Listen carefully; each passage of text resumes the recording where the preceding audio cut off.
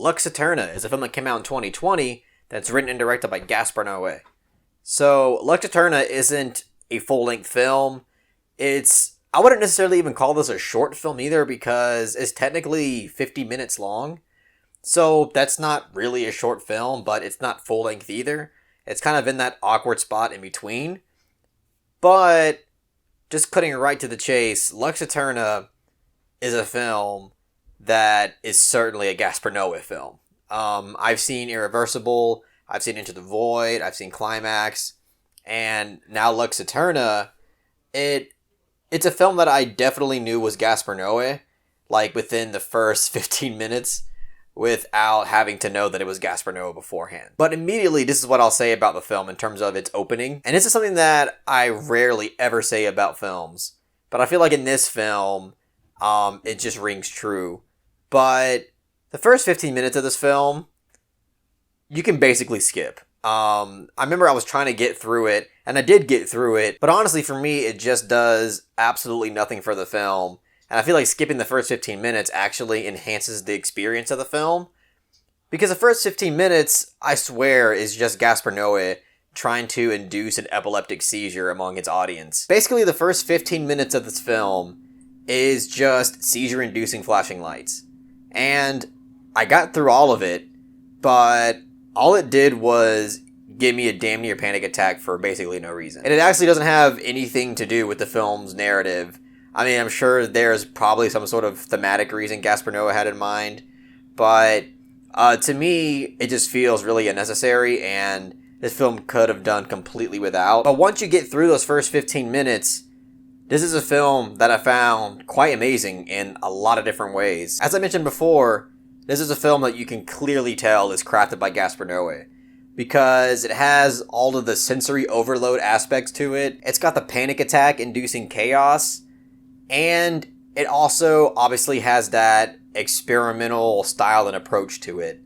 Because this is a film that, for a lot of it, has the split screen and is shown in different perspectives. Like, sometimes you'll have the same scene, but it's split into two different perspectives. Or it'll just show two separate scenes happening at the exact same time. And again, like, it all just enhances the absolute chaotic nature of this film. And it's something that I actually really enjoyed about it, despite the fact that I felt like I was on the verge of a panic attack this entire film, because it is extremely anxiety-inducing.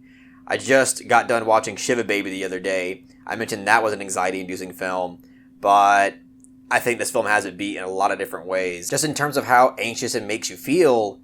But this is a film that I respect and admire quite a bit, because this film is obviously certainly an art piece, but it's also an art piece that I believe one of its main goals is to kind of demonstrate the amount of sacrifice people make in order to be a part of something that they find artistically meaningful.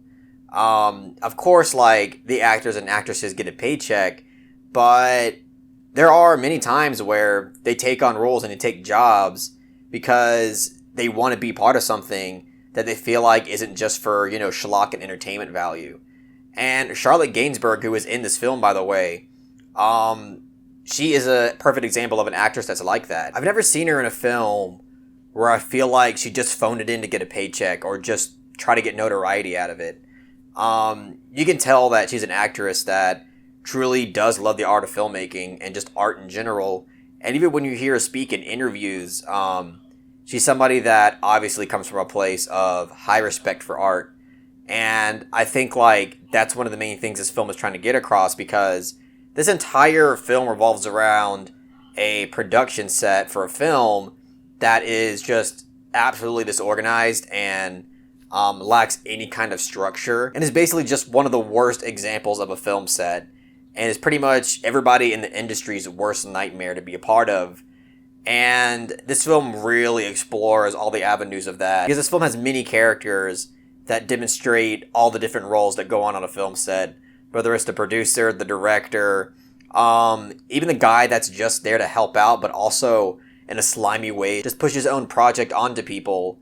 And obviously there's nothing wrong with, trying to get your name out there and trying to network, but there is a time and place for everything. And this film set in particular And really, film sets in general are sometimes not the best time and place where people are genuinely trying to focus and trying to work on something. And it's really difficult to call this film a love letter to cinema, because if it is, it's the most fucked up one that I've ever seen in my entire life. And honestly, I feel like more than anything, this film kind of serves as like a huge caution warning sign to not only filmmakers, but to people who just want to be part of the industry.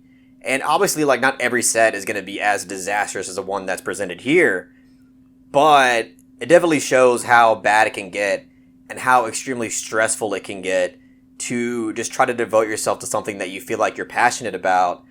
And I love how through Charlotte Gainsbourg's character, which by the way I haven't mentioned yet, every character in this film goes by their actual name in real life. Abby Lee, the same way. Abby Lee's in this film. I have a huge amount of respect for her as well.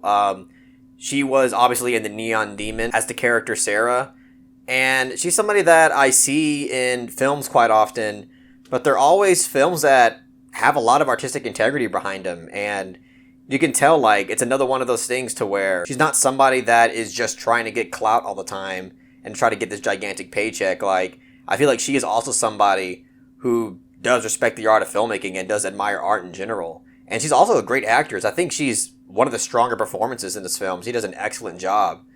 But, yeah, Charlotte goes by her name as well. Everybody in this film goes by their own name. And I think that just adds to the realism of this film as well. But as I was saying, through Charlotte's character, there's a scene that demonstrates how little time you really have to devote attention, to your life beyond filmmaking. People have families that they truly care about. And when you really love art and you care about art as well, it shows you how difficult it is to balance two things that you really do deeply love and care about.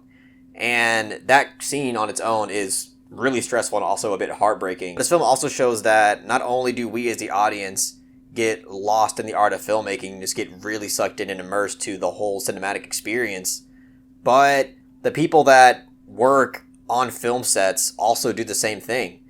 Whether it's the actress just getting totally lost in her role, or in this case, in this film, it's a director of photography who just basically loses his mind and gets lost in what he's doing. And again, I feel like that's a way to demonstrate how powerful one's passion can be for the art of filmmaking. And it also just makes you question where you draw the line between someone who's a megalomaniacal maniac or someone who just has an intense, raging passion for something.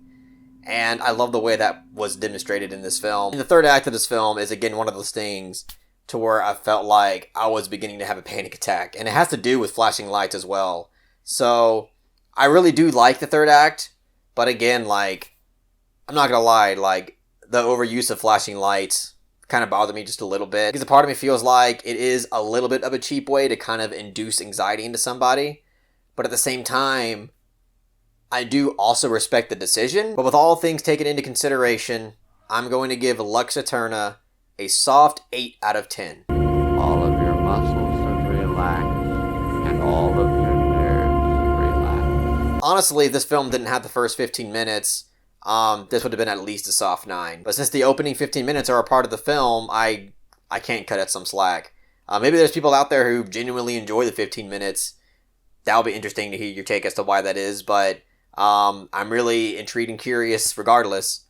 Either way, that's basically all I have to say about Lux Aeterna. If you really enjoyed what I had to say about the film, please give it a thumbs up and share it amongst your friends. And don't forget to subscribe to the channel to be updated on more film-related content.